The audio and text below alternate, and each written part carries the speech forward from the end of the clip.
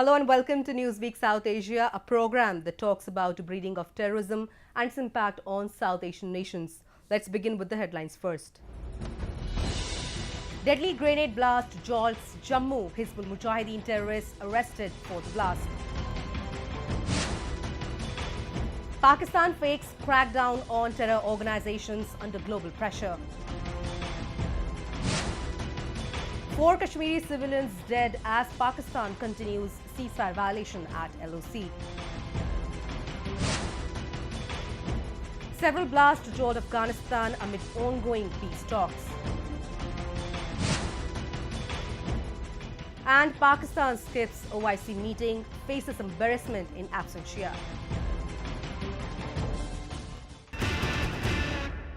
In less than a month after the deadly Pulwama attack, India suffered through another blow on its land when the state of Jammu and Kashmir rocked this week by a grenade explosion that left a teenager dead and at least 32 injured at a crowded place in the heart of the Jammu city. The explosion once again revealed the nefarious designs of ISI against India since the attack has been carried out by the terror group Hizbul Mujahideen, which runs on the aids and support of ISI Pakistan. Islamabad's repeated attempts of unleashing havoc in Jammu and Kashmir reflects its unchanged attitude towards terrorists, making it difficult for India to trust Pakistan's claimed endeavours of peace talks, a report.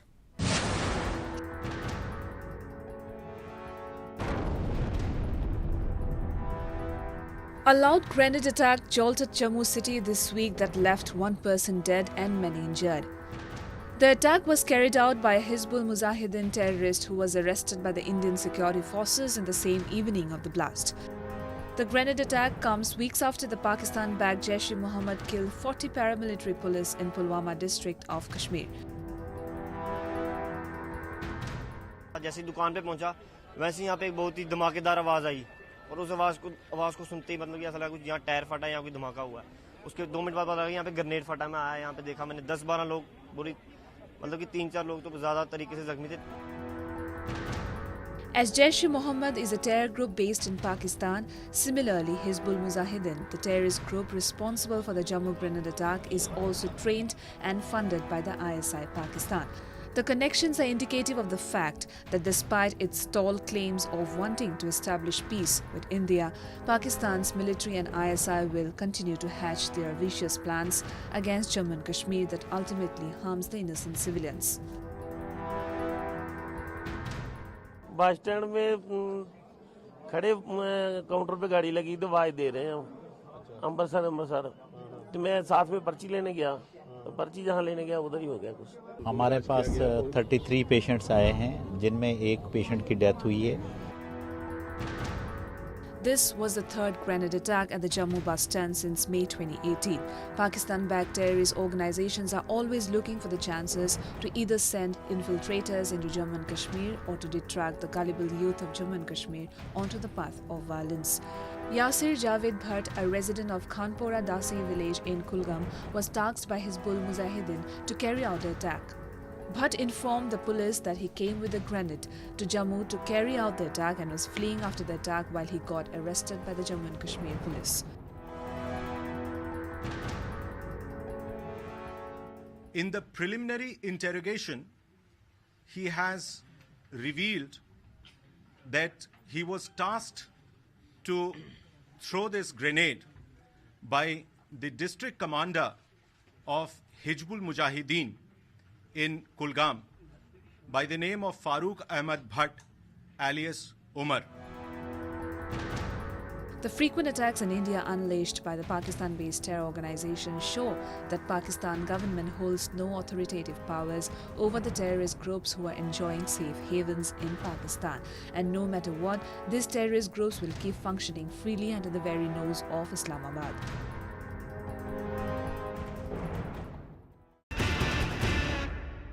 Amid mounting global pressure, Pakistan has yielded to take steps against its homegrown terrorism. The country has launched a crackdown on Islamist terrorist groups by detaining members of UN proscribed terror organizations.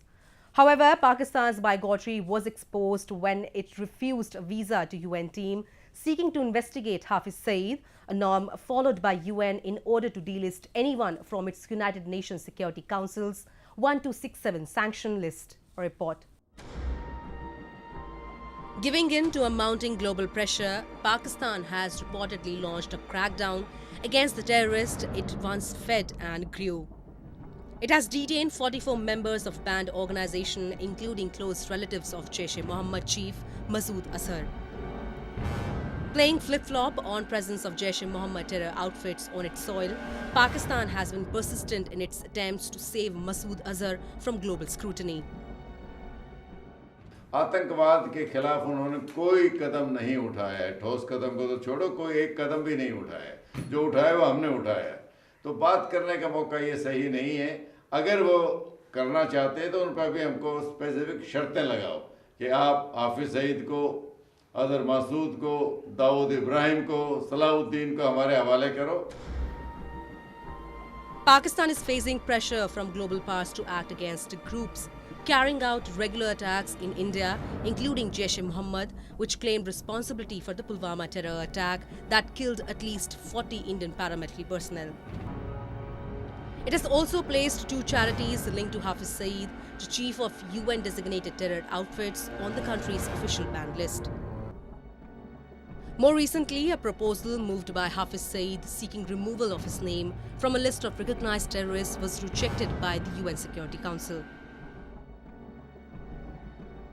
There is no doubt that the global community is aware of Hafiz Saeed's involvement in various acts of terror, including the Mumbai attack, and global community is not foolish to absolve him of that responsibility, and consequently his plea has been rejected.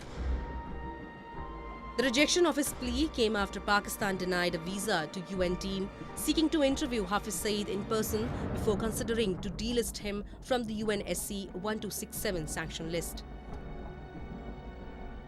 Pakistan has been trying to obstruct any investigation into the activities of these terror organizations which have been funded and supported by Pakistani institutions, and Hafiz Saeed is one of them. So Pakistani government will try and obstruct, delay whatever is being done by the international community. Fearful of Hafiz Saeed's interview that could reveal some incriminating evidences against the country and terror organizations operating on its soil, Pakistan shielded the terrorist under its gambit of crackdown. By denying the visa to UN team, Pakistan has yet again proved its duplicity and abetment to the global terrorism rearing from its soil. The consistent attempts of Pakistan to disrupt peace in India continue even as it is facing harsh criticism from across the world for Pulwama terror attack. With the passage of time, the cross-border terrorism by Islamabad has only increased rather than decreasing. The intense shelling and firing at Kashmir border has become a daily practice of Pakistan Army. Islamabad, that fakes itself as a Masiha of Kashmiris, recently killed 4 Kashmiri civilians as a showcase of its aggression towards Indians. In addition to borders insurgency, Pakistan has also not displayed any change in its attitude towards terrorists even after being repeatedly warned by India and global powers to curb terrorism on its soil. We bring you a report. Since the deadly Pulwama terror attack on 14th of February 2019, Pakistani forces have been regularly violating ceasefire along the line of control. The unprovoked ceasefire violation by Pakistan Army are not only targeting the Indian forces but have also led to severe casualties to civilians living around the border area. मतलब 9 और 9:15 का time था, 9:30 का time, जिस time बहुत ही ज़्यादा shelling होने लगी, तो हम अंदर कमरे में सो रहे थे। तो इतने में सर, जैसे मैं एक कमरे में सोया था, मेरे बच्चे डर गए, तो उन बच्चों को उठाया, मैं मतलब तो कच्चे वाले कमरे में भागा मैं। जैसे मैं एक कमरा, मैंने दरवाज़ा खोला, मैं अंदर दाखिल होने वाला था, इतने में सर ये मतलब शेलिंग हुआ, मतलब ये बम गिरा, तो सर ये पूरा मकान तबाह हो गया, जिसमें एक बच्ची थी, एक बच्चा था, तो एक उसकी माँ थी। Pakistan, that claims to be a peace-loving state, has not stopped shelling at the LOC for even one single day after the Pulwama attack. It has violated the ceasefire agreement at the borders for more than 60 times by targeting forward posts and villages along the line of control in Akhnur, Poonch and Rajouri sector of Jammu and Kashmir. Even though Pakistan claimed to release Wing Commander Abhinandan of Indian Air Force as peace gesture, but there is hardly any peace visible at the borders from the Pakistani side. Ever since India retaliated against Pulwama terror attack, Islamabad's intent to continue attacks across the Indo-Pak borders has grown even stronger. The continuous firing by Pakistan Army is aimed at its repeated attempts of sending infiltrators into India in order to execute its malicious terror plans to unleash instability in India. Every ceasefire violation is intended to push in infiltrators. Pakistan is on the back foot, their morale and motivation has dropped both across the border and within Kashmir. Hurriyat has been taken control of, Jamaat-e-Islami has been banned, with the result overground workers are no longer helping Pakistan to the extent that they were helping earlier. To somehow or the other increase their morale and motivation, Pakistan is increasing the number of ceasefire violations, hoping that they'll be able to push in infiltrators. Bullet holes spread on the walls of houses in Poonch district tell the story of various families living in Jammu and Kashmir who have lost their loved ones because of endless ceasefire violations by Pakistan in Kashmir. These families are forced to live in constant fear because of the continued mortar shelling by Pakistan forces. Poonch district is not the lone sufferer of cross-border firing, but there are many other districts across the LOC that are constantly at the targets of Pakistani forces. लोग अपने घरों में डरे हुए हैं. लोगों का यही कहना है कि हम घर से बाहर जाएंगे, हो सकता है वापस घर आए ना आए, रास्ते में कुछ हो जाए, क्योंकि कोई पता नहीं किस टाइम फायर हो जाए. पाकिस्तान बार बार तकरीबन 8-10 दिन से लगातार कंटिन्यूस फायरिंग कर रहा है बॉर्डर एरिया. पाकिस्तान आए दिन लगातार फायरिंग कर रहा है. परसों पूरी रात मैंडर के कृष्णा घाटी सेक्टर में की, कल दिन को दिगवार सेक्टर में की, उसके बाद रात को शाहपुर सेक्टर में फायरिंग की. और लोग अपने घरों में डरे हुए हैं. लोगों का यही कहना है कि या तो हमें यहाँ से निकाल के कहीं सुरक्षित जगह पे ले गया जाए, तो या हमें बैंकर बना के दिए जाए. Pakistan has been increasingly violating the 2003 ceasefire agreement with India, despite repeated calls made during Indo-Pak flag meetings to maintain restraint and adherence to the ceasefire understanding.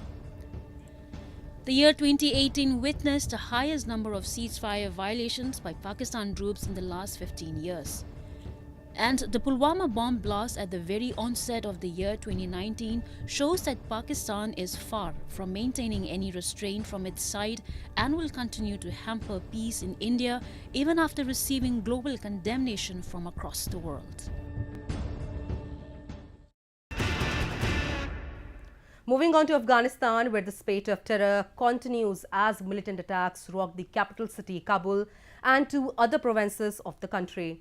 Islamic State, allied with Pak-backed Taliban, has claimed responsibility for the three attacks, creating mayhem across the country. Deadly assaults on Afghan security forces and the top political heavyweights come amid marathon peace talks led by US bringing Taliban on the negotiating table, a report. In a latest attempt to destabilize the country, militants carried out a mortar attack in Afghan capital Kabul, killing 11 and leaving several injured.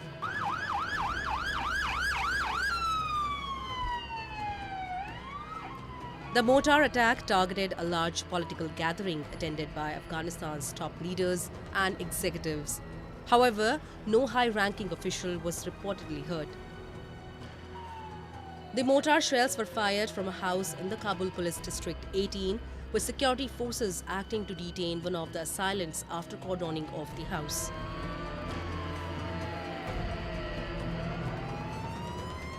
ما محترم در داخل مسلح بودیم فهمیدی؟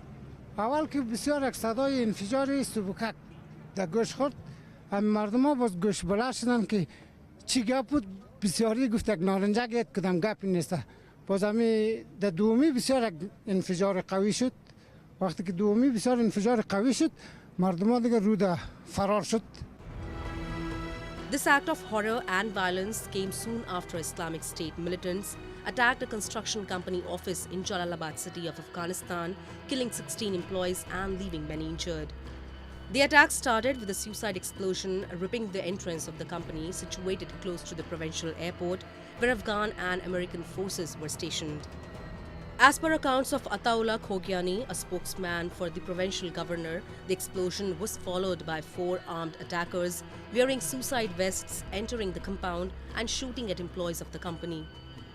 Prompted by the gunshots, Afghan security forces stationed at the near airport swung to action, engaging the militants in a gunfight lasting more than 5 hours.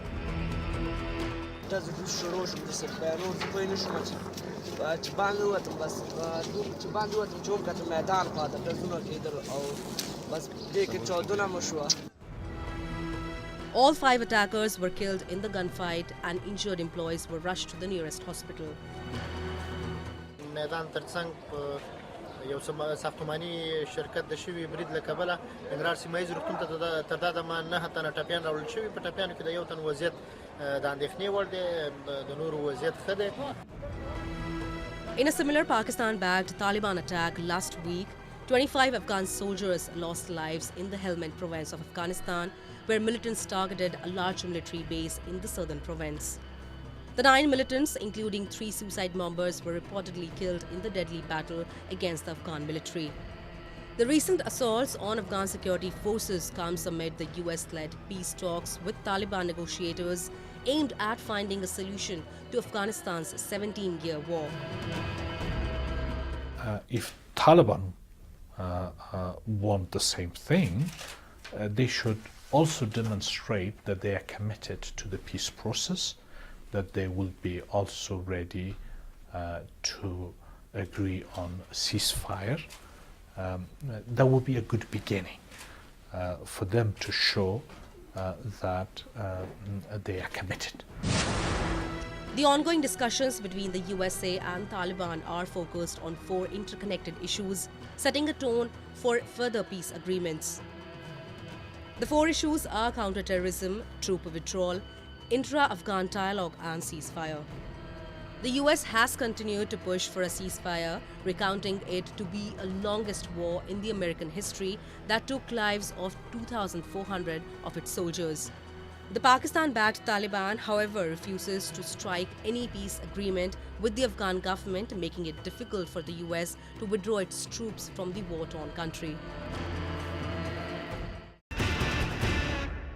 In a major humiliation to Pakistan, the Organization of Islamic Cooperation rebuffed Islamabad's demand of adding Kashmir issue to the joint declaration of the 46th session of OIC.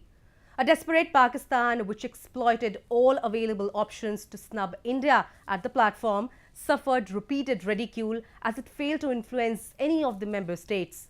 Its demands questioning India attending the meet as guest of honor were given no heed. In fact, the member states put all their weight behind Indian accessions, seeking an integrated and comprehensive fight against the growing menace of terrorism, a report.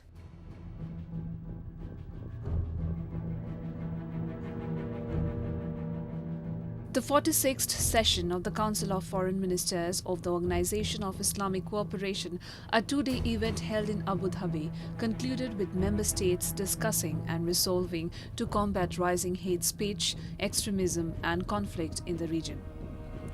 With India being the guest of honor, 56 member states and 5 observer states attended the meeting. Pakistan, an influential member state in the group, which apparently grew insecure at India being invited with prestigious tag, gave meeting a miss.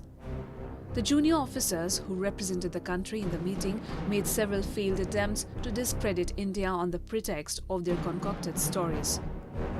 All its aggression and desperation were given a cold shoulder by OIC. However, the biggest blow came when OIC decided not to include Kashmir in the final draft of the session.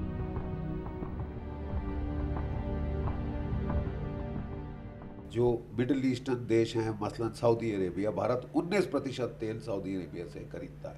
अगर हम खरीदना बंद कर दें, चीन बंद कर दें, जापान बंद कर दें, इनको पता है इनके ऊपर क्या असर पड़ेगा. इसलिए ये भारत की तरफ दोस्ती के हाथ बढ़ा रहे हैं. म्यूचुअल है, दोनों को एक दूसरे की ज़रूरत है. और तभी यूएई और ये सब देश भारत को इस्लामिक कॉन्फ्रेंस में उन्होंने इनवाइट किया. पाकिस्तान रोता रहे, पिटता रहे. भारत एक बड़ी भारी आर्थिक शक्ति है और सैन्य शक्ति है. इसका प्रभाव दुनिया पे पड़ेगा, वो आपको ओआईसी में दिख रहा है.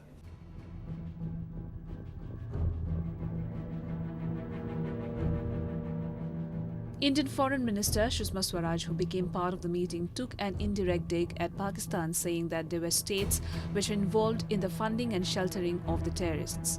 Her statement came in the backdrop of India grieving death of 40 paramilitary soldiers who lost their lives in mid-February in suicide bombing carried out by terrorist group Jaish Mohammad. It is one of those terrorist organizations that are thriving owing to constant state support from Pakistan. While stating that terrorism was destroying lives, destabilizing regions, and putting the world at great peril, she urged the nations that were providing safe havens to terrorists to immediately destroy the terror infrastructure in their country. If we want to save the humanity, then we must tell the states who provide shelter and funding to the terrorists to dismantle the infrastructure of their terrorist camps and stop providing funding and shelter to the terror organizations based in that country.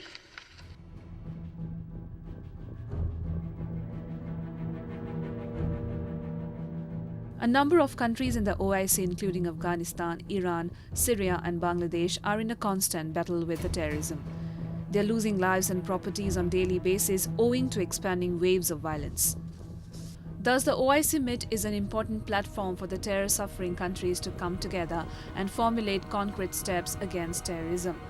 Pakistan's planned absence from this important meeting directly signals towards its undecided stand on terrorism. India and Afghanistan, two neighbors of Pakistan, have been the perennial victims of terror emanating from Pakistani soil. While it has been providing moral and material support to the Taliban insurgents in Afghanistan to keep the country unstable, it has also been infiltrating terrorists across Indian territory in a bid to attack its sovereignty. We are witnessing the terrible daily destruction in senseless terrorist violence. It is destroying lives, destabilizing regions, and putting the world at great peril. The reach of terror is growing. Its lethality is increasing, and the toll it is taking is rising. In the rich diversity of Southeast Asia, in West Asia and the Gulf, in North Africa and Sahel region, in Europe and North America, in Afghanistan, Bangladesh and India, we see the terrible face of terror.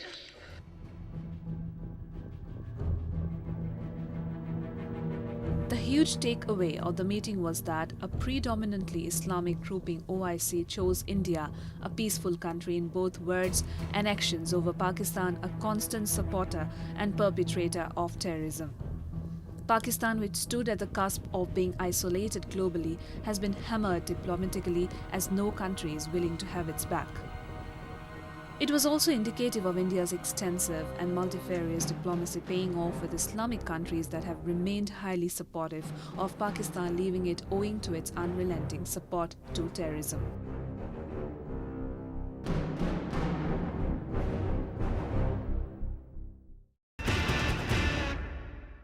And with that, we come to the end of this edition of Newsweek South Asia. We will be back next week with more news, views and analysis from the subcontinent. Meanwhile, do keep writing to us at nwsa@anin.com. This is Survi Sharma signing off on the behalf of the entire production team of Newsweek South Asia. Goodbye and take care.